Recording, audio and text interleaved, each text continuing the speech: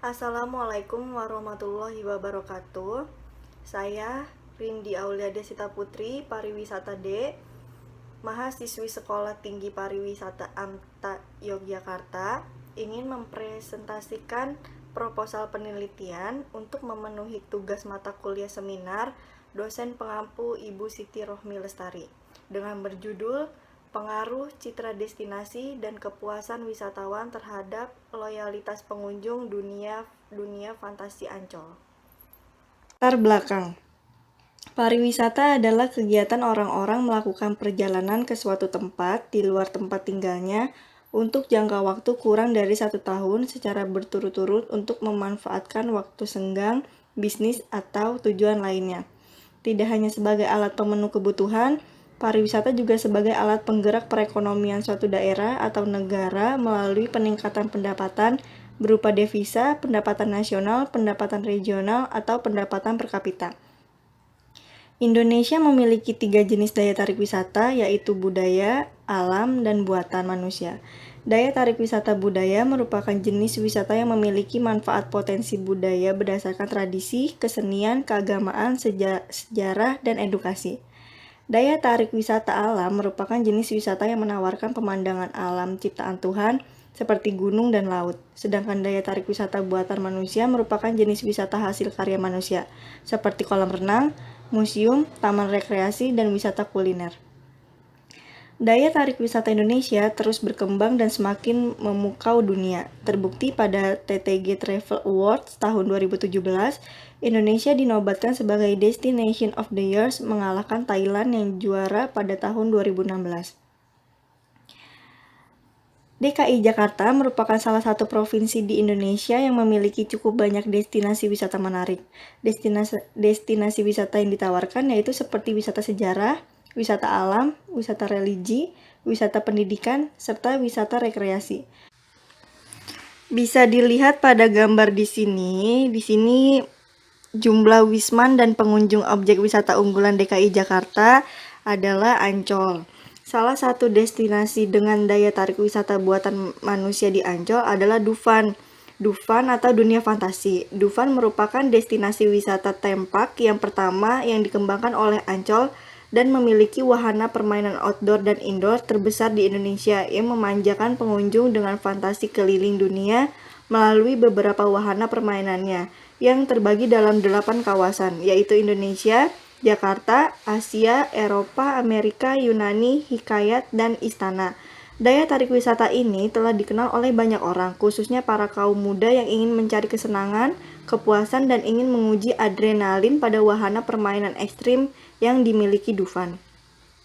Untuk masuk dan menikmati wahana-wahana permainan di Dufan, wisatawan tentunya harus mengeluarkan sejumlah uang untuk membayar tiket masuk. Dufan memiliki 2 harga tiket masuk yang berbeda.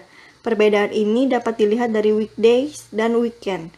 Untuk harga tiket masuk saat weekdays, Dufan menawarkan harga sebesar 200.000.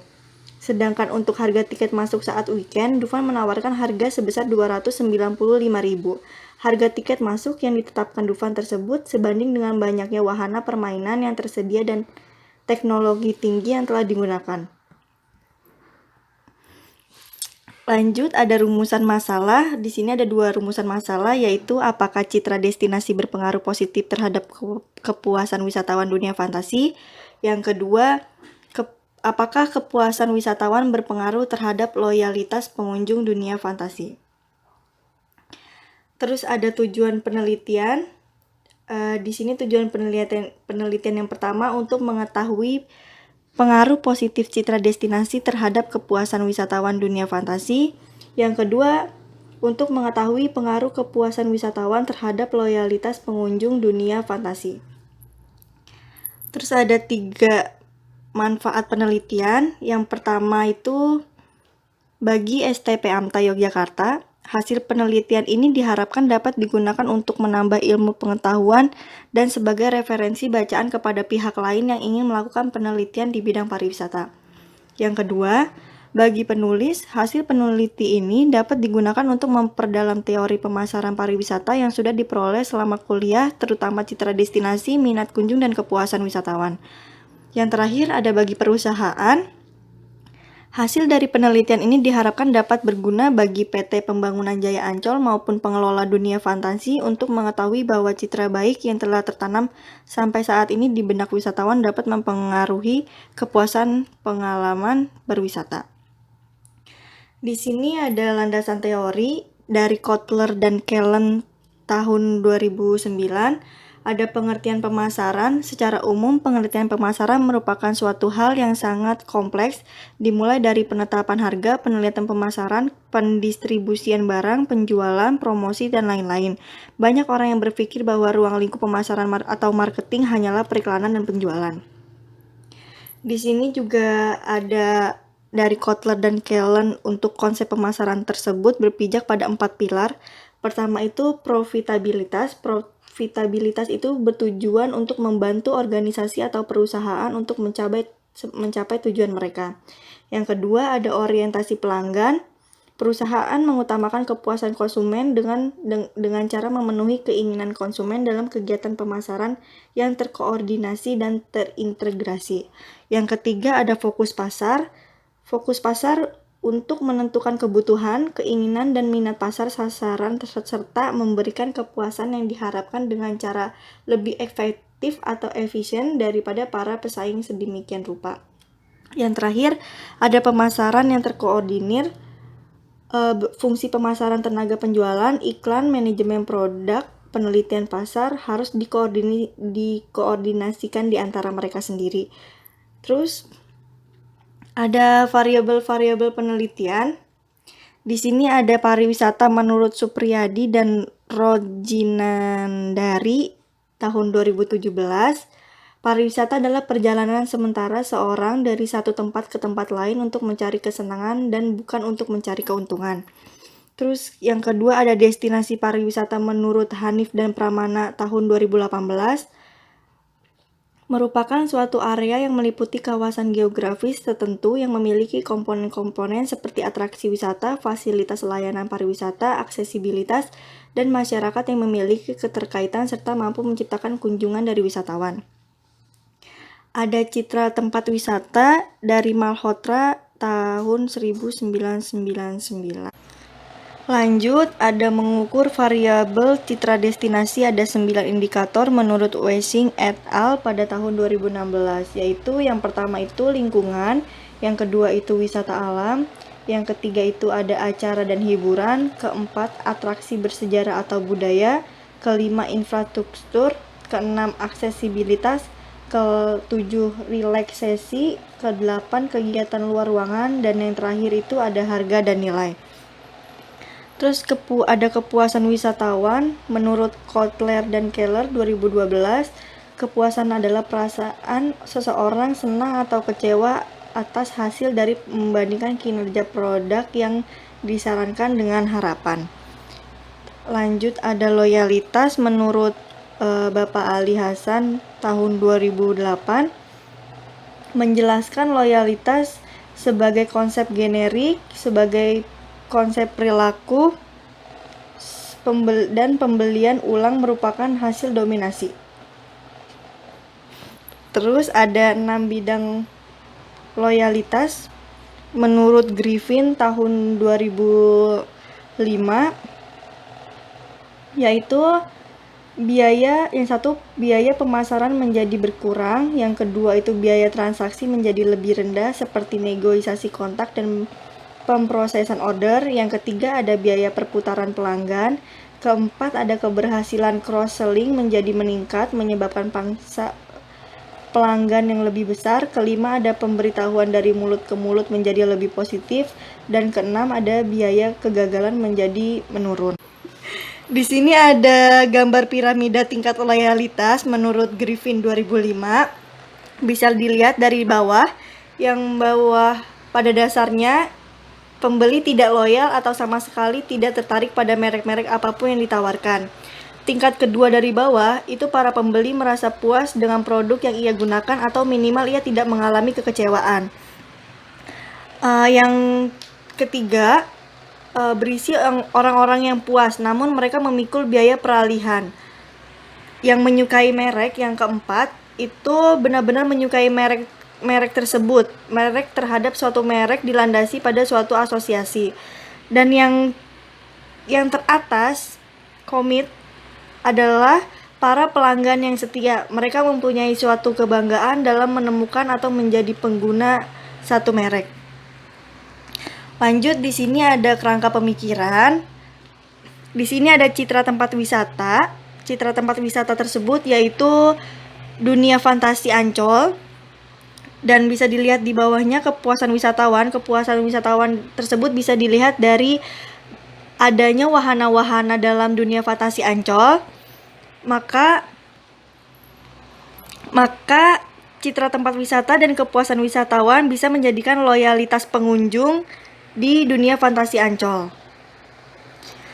Di sini ada penelitian terdahulu. Yang pertama dari Ilda Amelia. Penelitian terdahulu pertama berjudul Pengaruh Citra Destinasi dan Nilai Pelanggan terhadap Loyalitas Pengunjung melalui Kepuasan Pengunjung.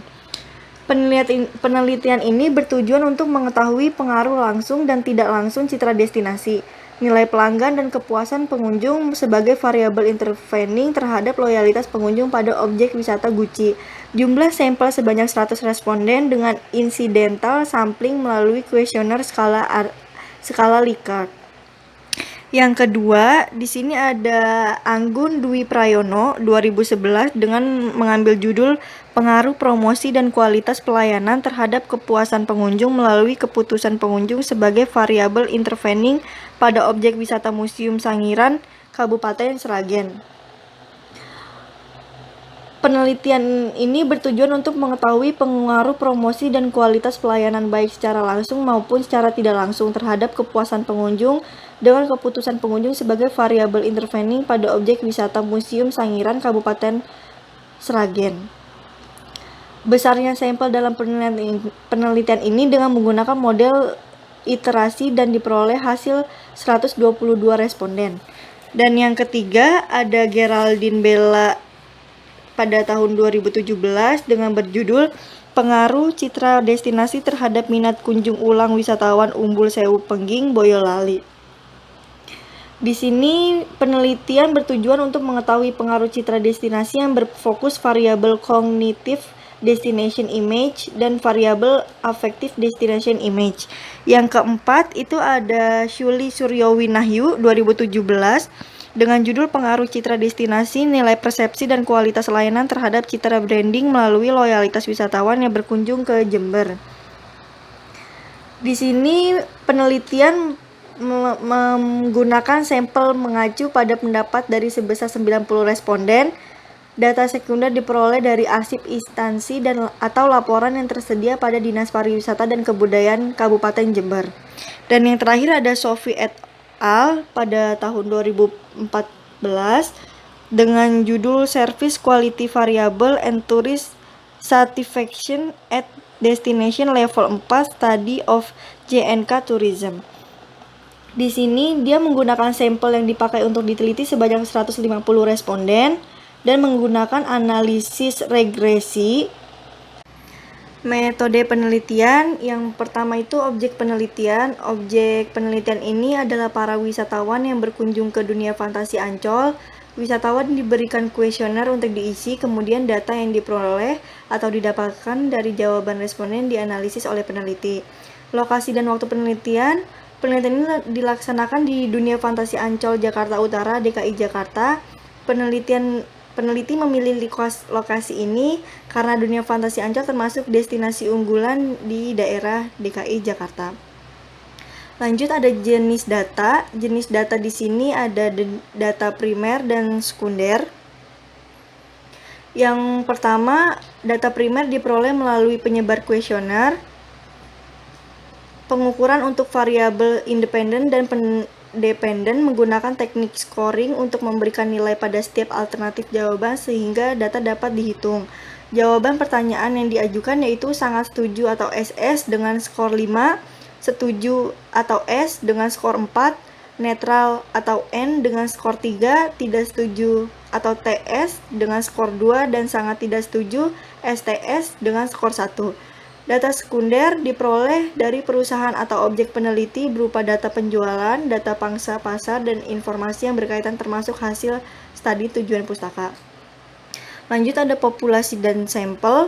Populasi menurut Rangkuti tahun 2007, populasi adalah seluruh subjek penelitian berupa kumpulan sejumlah individu dengan kualitas serta ciri tertentu yang telah ditetapkan untuk diteliti. Sampel adalah bagian dari populasi yang diambil dari sebagian sumber data dan dapat mewakili populasi, menurut Haier et al. Tahun 2008. Penentuan sampel dilakukan dengan non-probability sampling dengan teknik judgment sampling, yaitu sampel yang dipilih tidak memiliki peluang yang sama untuk dipilih sebagai wakil dari populasi. Hal ini dapat dilakukan karena kerangka populasi tidak dapat diketahui dengan jelas. Kriteria sampel terpilih dalam penelitian ini mereka pernah melihat iklan di media sosial khususnya Instagram dan dilanjutkan dengan transaksi pembelian produk. Instagram adalah bentuk media sosial yang dapat diunduh secara gratis. Melalui Instagram, pengguna dapat menangkap momen dalam bentuk foto maupun video dan kemudian diunggah dan unggahan dalam Instagram dapat dibagikan kembali secara langsung ke media sosial yang lain seperti Facebook, Twitter, Tumblr, dan lainnya. Terus ada analisis data. Yang pertama, uji validitas, yaitu untuk mengukur ketepatan senyatanya alat ukur yang digunakan dalam instrumen daftar pertanyaan. Yang kedua ada uji reliabilitas, mengukur sejauh mana alat ukur yang digunakan dapat dipercaya dalam penelitian ini. Artinya bila alat ukur tersebut diuji berkali-kali hasilnya tetap. Dan ada analisis kuantitatif. Alat analisis yang digunakan dalam penelitian ini adalah menggunakan analisis regresi bertingkat dengan rumus sebagai berikut. Sini ada rumusnya. Keterangan itu Y itu loyalitas pengunjung atau wisatawan. Kalau A itu konstanta, kalau B1 sampai B3 itu koefisien regresi, kalau X1 citra tempat wisata, kalau X2 itu kepuasan wisatawan. Dan yang ET itu error term. Terus yang terakhir ada uji hipotesis. Uji dilakukan dengan uji signifikan parsial dan uji signifikan simultan. Uji T digunakan untuk menguji secara parsial masing-masing variabel. Hasil uji T dapat dilihat pada tabel coefficient pada kolom signification. Uji F dilakukan untuk mengetahui pengaruh variabel bebas terhadap variabel terikat secara simultan. Itu menurut Haier et al. Tahun 2000. Sekian hasil dari presentasi saya. Assalamualaikum warahmatullahi wabarakatuh.